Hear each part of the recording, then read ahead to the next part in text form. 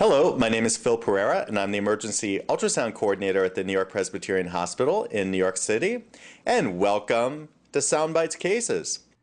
In this SoundBites module, entitled Part 1 of Bedside Ultrasound of the Aorta, we're going to specifically look at the bedside detection of abdominal aortic aneurysms. Now, this application of point-of-care bedside sonography is one of the most crucial ones for the emergency physician, as detection of an abdominal aortic aneurysm can be life-saving for your patient at the bedside. Using point-of-care sonography to make the rapid diagnosis of a rupturing abdominal aortic aneurysm in a patient who has unstable vital signs can facilitate timely transfer of the patient to the operating theater without undue delay in the emergency department, such as waiting for a CAT scan. As there's a lot of material to cover on the topic of bedside ultrasound of the aorta, I've divided this module into aorta ultrasounds parts 1 and 2. In this module, entitled Aorta Ultrasound Part 1, we're going to begin by reviewing the anatomy of the aorta. We'll then move on to learn how to perform the ultrasound examination of the abdominal aorta, all the way from the top at the subxiphoid process as the aorta exits the thoracic cavity to bifurcation at the level of the umbilicus. We'll then also move on to learn how to understand the interpretation of the ultrasound images that you will obtain using bedside sonography. Let's review the positions of the probe for sonography of the aorta. Generally, we'll begin by placing the probe in a short-axis configuration. Begin by placing the probe in probe position 1 in the epigastric region to visualize the aorta as it enters the abdominal cavity and exits through the thoracic cavity via the diaphragm. The probe should be configured with the marker dot over towards the patient's right side. Press down to firmly displace bowel gas and get a glimpse of that aorta. Now we should visualize the spine as our landmark, and on top of the spine we'll visualize the aorta. Then we should slide the probe inferiorly to probe position 2 here as shown in the supraumbilical region. This will allow us to visualize the entire part of the abdominal aorta all the way down to bifurcation. We should complete the examination of the aorta by looking at the aorta in a long axis plane. We'll begin by placing the probe in probe position 1, again in that epigastric region to visualize the top part of the abdominal aorta, have the marker dot superiorly oriented towards the patient's head. We can then slide the probe inferiorly to probe position 2 at the region just above the umbilicus to visualize the aorta all the way down to bifurcation into the paired iliacs. Now, if we're having problems visualizing the aorta due to the presence of a lot of bowel gas, we can also get a glimpse of the aorta from probe position 3, the right hepatic window area. This is going to be about the region where we're going to look at the trauma fast right upper quadrant view, but here we're going to angle the probe more anterior over the kidney to get a glimpse of the abdominal aorta in long axis. Here's an image showing the anatomy of the aorta that we'll need to know to perform bedside sonography of this structure. Recall that the inferior vena cava and aorta form two paired tubular structures that course through the abdominal compartment. The IVC will be towards the patient's right, and the aorta will be over towards the patient's left side. We see here the first major abdominal branch of the aorta, which is the celiac axis, made up predominantly of the hepatic artery and the splenic artery. The third branch, the left gastric artery, is not well seen on bedside sonography. The next major branch that we can see using bedside sonography is the superior mesenteric artery. And this is a very important landmark as the renal artery and vein come off the aorta at about this level. In fact, the left renal vein courses right below the superior mesenteric artery. We need to pay particular attention to the infrarenal part of the aorta, as this is where the majority of abdominal aortic aneurysms will originate. Now we need to scan all the way down to the bifurcation of the aorta into the paired iliac arteries, and sometimes we'll catch small aneurysms at the distal aspect of the aorta that branch into the iliac artery. This is a short axis configuration taken of the abdominal aorta just below the subxiphoid process of the sternum, looking through the liver. Now our first landmark should be the spine, and notice that it has a hyperechoic or bright appearance on bedside ultrasound.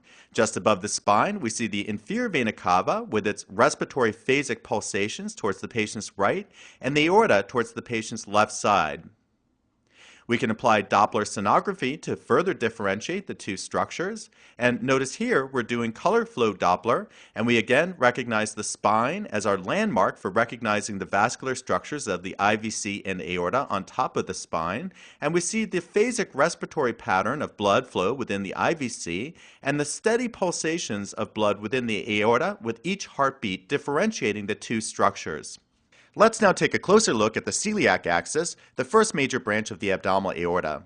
The celiac axis has the ultrasound appearance of a seagull sign, and it's made up of three arteries: the hepatic artery, the splenic artery, and the left gastric artery, although the third is usually not visualized well with bedside sonography. Now let's take a look at some ultrasound images of the celiac axis, and we see a B mode or grayscale image to the upper right.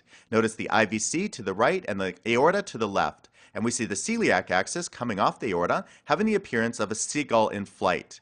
Notice that the right wing of the seagull will be the hepatic artery coursing towards the patient's right side, and the splenic artery will be branching over towards the patient's left. To the bottom, we see a color flow Doppler image of the celiac axis showing flow within both the hepatic and splenic arteries. Here's a video clip of the celiac axis in action. Again, we're in a short axis configuration with the probe marker over towards the patient's right side. We identify the spine as our landmark for identification of the IVC and aorta anterior to the spine, and we see here the bright bone table of the spine.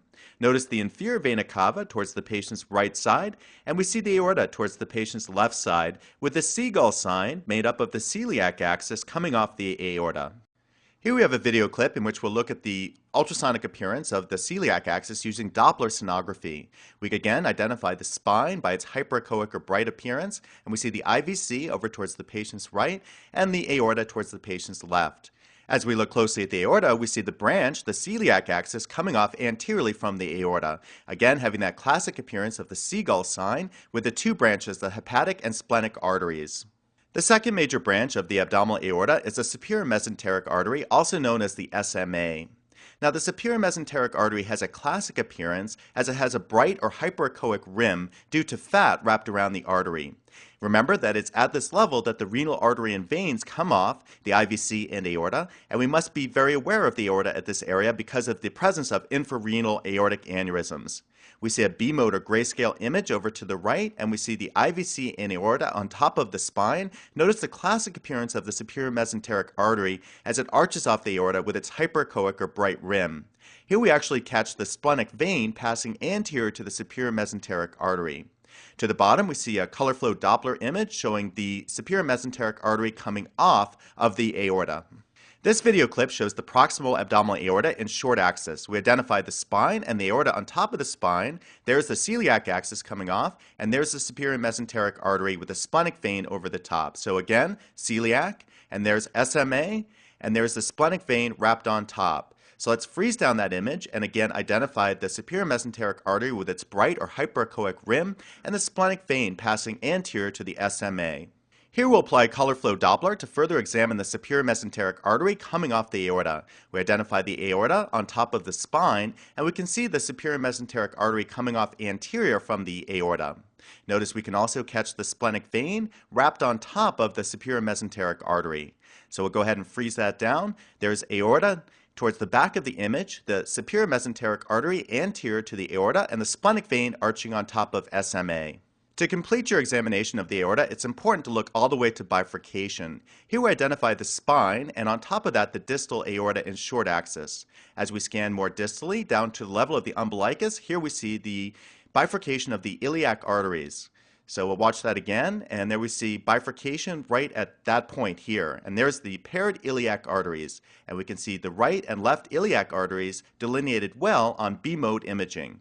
Now we'll apply color flow Doppler to look at the bifurcation of the aorta. Again, we're in the short axis configuration, and we see the spine, IVC to the right, and aorta to the left.